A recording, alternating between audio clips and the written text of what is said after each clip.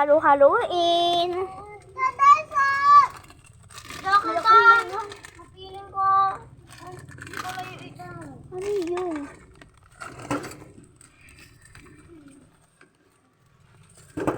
Uy, tanga, bubo ka ba?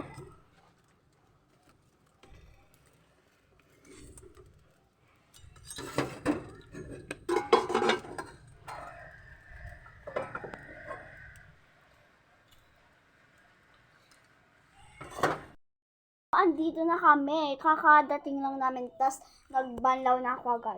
So, hintayin lang natin na umano yung apoy kasi doon kami sa kalan. Sa kahoy magluluto. So, hintayin na lang natin. Hindi pa luto yung ating, alam nyo na, asin. Guys, subscribe nyo na kami para kami. Maraming followers, subscriber.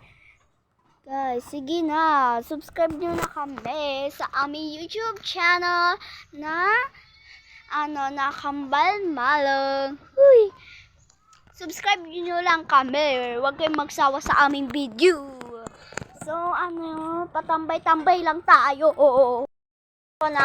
Nilagay ko na siya sa isang kawaling maliit. So, di ko na siya na-videohan kasi busy. So, ito siya, guys.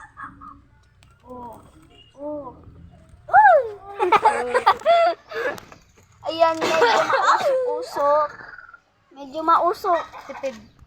Tipid lang po tayo sa gas. Tipid lang. So, hinihintay lang po namin.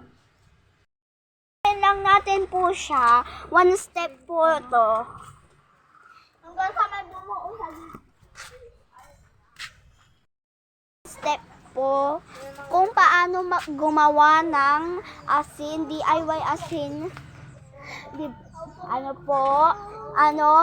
Pag nasa dagat naman po kayo or nasa bahay, pwede naman kayo pag mag-outing kayo is kumuha kayo ng tubig ng dagat. Tapos ilagay nyo sa bote kung saan nyo gustong ilagay. At pagdating nyo sa bahay is kumuha kayo ng puting tela is doon nyo isasalin yung parang tatanggalin nyo yung mga marurumi niyang buhangin. And then, 2 step po is, tanggalin. Pag medyo clear na po siya, is, wag nyo na po siyang, wag nyo nang tatanggalin yung mga dumi-dumi. Kasi, ayun, is, pag, nilagay nyo na sa kawali, is, na siya, mawawala na yun. Kaya pag maggagawa po kayo ng DIY asin is kailangan nyo po ng kaagapa yung kasama po kasi baka yung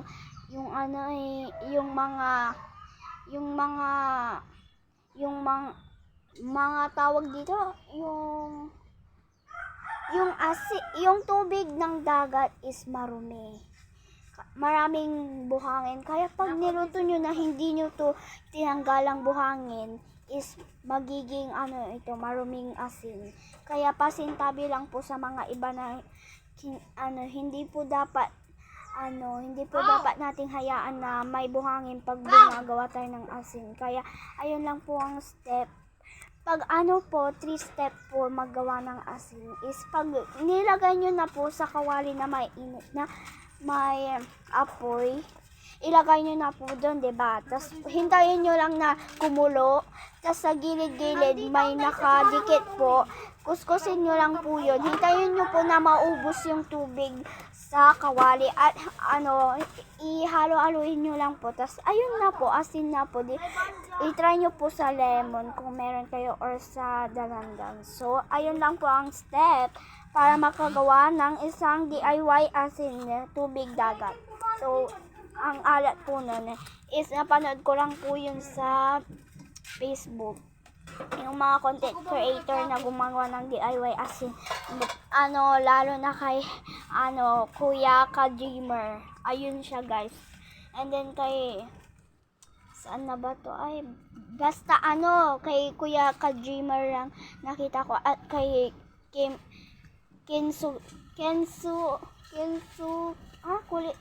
basta, ganon, Kensu, yung ano niya. So, tingnan na natin yung asin na niluluto.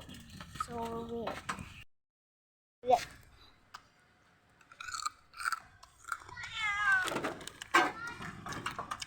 Ang dati siya na. Mamain ko na ba yun? Pinulot lang ako na mahalaga sa akin. Ko dito. Ang tabo. Ang basweng. So, kain tayo. Ang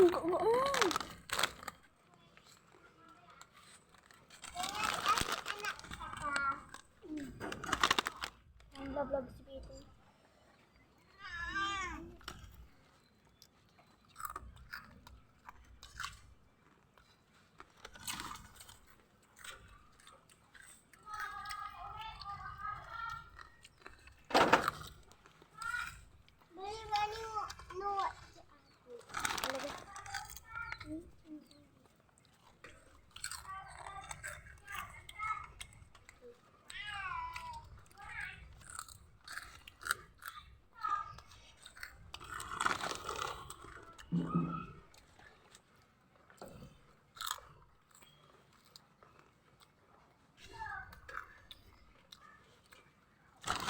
Oh my God, it's working.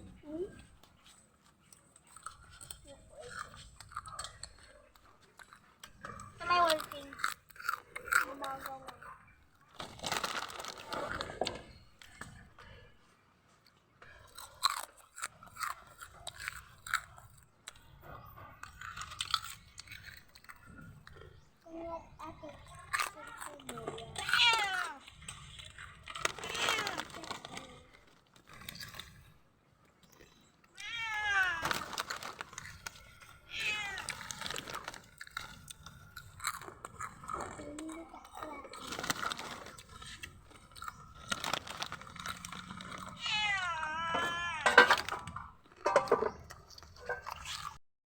Muna tayo dito sa aming malapit na bukid. Bukid! Bukid. So, may farm din kami dito. Pero, kaunti lang yung mga ano namin dito. Andito na yung asin na nagawa namin. So, sorry guys kung hindi ko na videohan yung pagkuha ng asin. And then, yung pagtingin kung naging asin ba, natuyo ba yung kawali. See So, for part 2. tingnan nyo po ito. Uunti guys. Unti lang guys. Hindi po namin yan kinuha. Basta po, ganun lang po ang Halu-haluin nyo lang po. O di kaya, ang alat. pag umunti na po,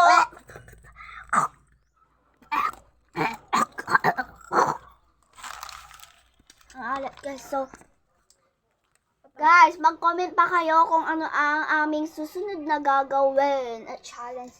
So, mag-subscribe lang po kayo sa aming YouTube channel. Huwag niyong kalimutan ipindot ang notification bell and subscribe and like and comment para updated ka palagi sa aming videos. So, bye guys! Mwah! Love you! So, hintayin lang po natin na may magbuo-buo sa gilid po at kuskusin lang lamang po yun. So, takipan lang po. Hayaan lang po na magkaunti yung tubig. Kasi po, ayun yung magiging solid. Solid at or liquid. Ayun yung basta magiging asin. So, ayan. Inaayos lang po yung apoy. So, pasilpi-silpi lang. Hintayin lang natin. Ilang days kaya ako hindi ko matatapos. Kaya ilang weeks kaya ako dito maghihintay mga be. Yan. Oh. Oh. Po tayo kasi matagal pa po to. Ayun na po, hinahalo na po.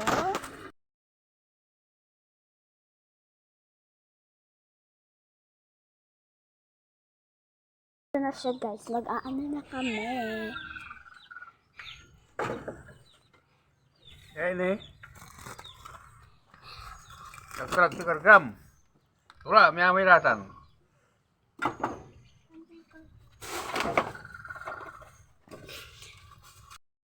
Yan ang gas.